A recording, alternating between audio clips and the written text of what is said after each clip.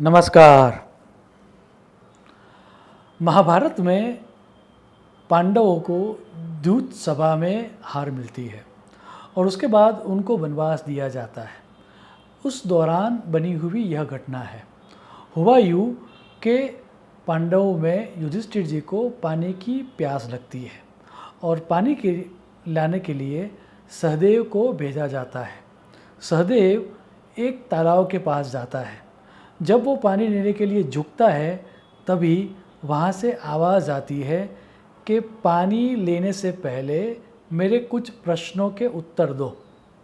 अब सदैव को लगता है कि ये कोई माया है और वो इग्नोर करता है और जैसे ही वो पानी लेने जाता है वह बेहोश होकर गिर जाता है।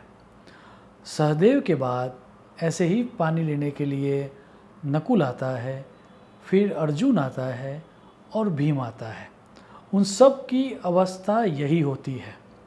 आखिर में युधिष्ठिर खुद पानी लेने आते हैं और वो देखते हैं कि उनके सभी जो भाई थे वह बेहोश होके गिर चुके हैं, निर्जीव हो चुके हैं।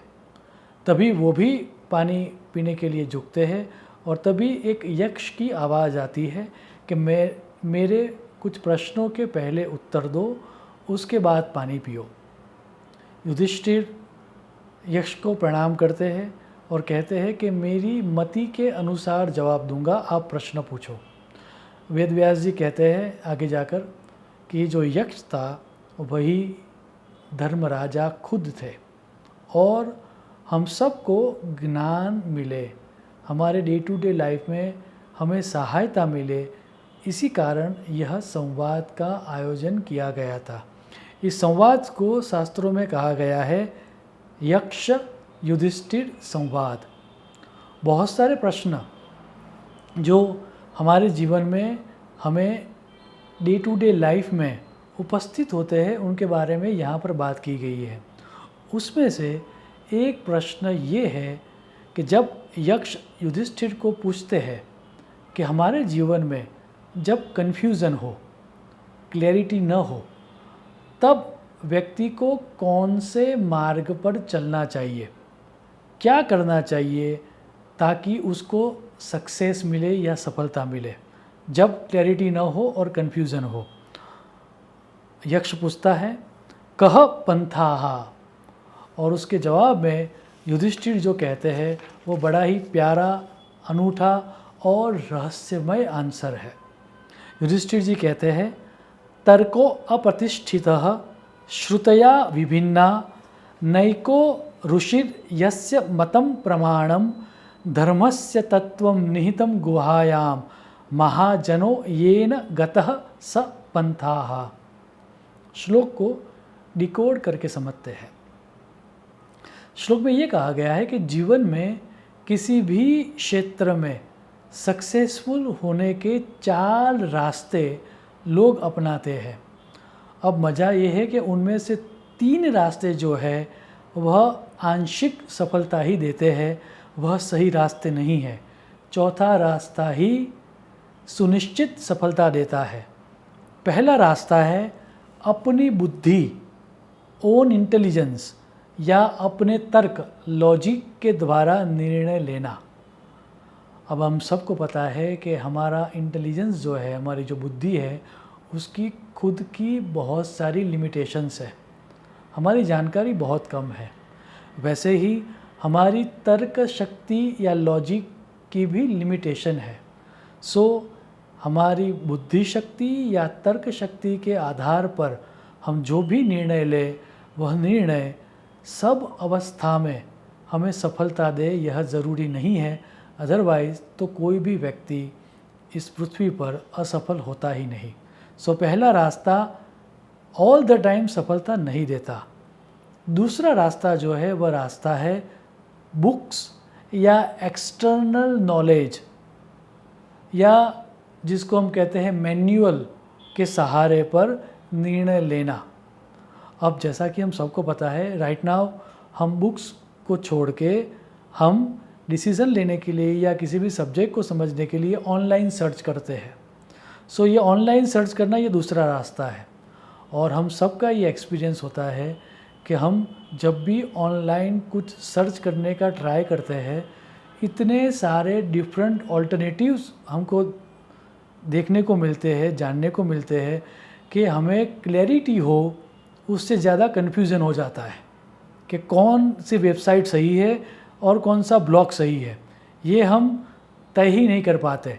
So external resources that means books या ऑनलाइन सर्च के आधार पर ऑल द टाइम सही इंफॉर्मेशन मिले और हमें सफलता मिले, ये भी कहना गलत बात है। सो दूसरा रास्ता भी ऑल द टाइम सक्सेस नहीं देता। तीसरा जो रास्ता है उसको कहा गया है एक्सपर्ट की सलाह लेना।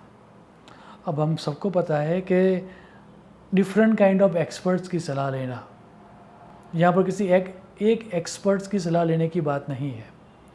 और ये भी हम सबको पता है कि हम किसी भी क्षेत्र के जितने भी एक्सपर्ट्स को मिलेंगे उन सब की राय अलग अलग होती है, और अगर हम सबकी राय को फॉलो करने जाए तो क्लैरिटी की जगह कन्फ्यूज़न और बढ़ता है। सो शास्त्र भी यही कहता है कि नैको ऋषिर यस्य मतम प्रमाणम, अर्थात एक भी ऐसा ऋषि नहीं है जिसको सब लोग सही मानते हो। फॉर एग्ज़ाम्पल शास्त्र कहता है कि वशिष्ठ जी कुछ और बात करते हैं और विश्वामित्र कुछ और बात करते हैं, तो वशिष्ठ जी और विश्वामित्र दोनों समकालीन होते हुए भी दोनों के मत में बहुत सारा अंतर होता है, लेकिन जो चौथा रास्ता है वह सुनिश्चित हमें क्लैरिटी देता है और सक्सेस की गारंटी देता है।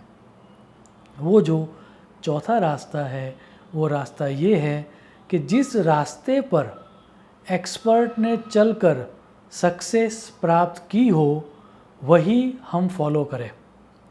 आधुनिक इंस्पिरेशनल एक्सपर्ट इसी को मॉडलिंग द एक्सेलेंस कहते हैं, या साइकोलॉजिस्ट इसको मॉडलिंग साइकोलॉजी कहते हैं। अर्थात जो स्टेप्स चलकर जो अभी ऑलरेडी सक्सेसफुल है, उन्होंने सक्सेस प्राप्त की हो, वही स्टेप्स अगर हम फॉलो करें तो हम सुनिश्चित तौर पर सक्सेस को प्राप्त कर सकते हैं। हमारी वैदिक संस्कृति इसके बारे में जानती थी और इसीलिए मॉडलिंग द एक्सेलेंस या मॉडलिंग साइकोलॉजी को शास्त्र में एक नाम दिया गया जिसका नाम है परंपरा। परंपरा का अर्थ ही यही है कि जिन स्टेप्स को चलकर वे हमारे आगे जो ऑलरेडी सक्सेसफुल है उन लोगों ने सक्सेस को प्राप्त की हो, वही स्टेप्स हम फॉलो करें ताकि हमें भी सफलता प्राप्त हो। आधुनिक इंस्पिरेशनल कोच टोनी रॉबिन्स के इस कोट के द्वारा मैं मेरी वाणी को विराम दूंगा। Success leaves clues, go figure out what someone who was successful did and model it, improve it, but learn their steps. They have knowledge. Shubham Bhavatu. Pranam.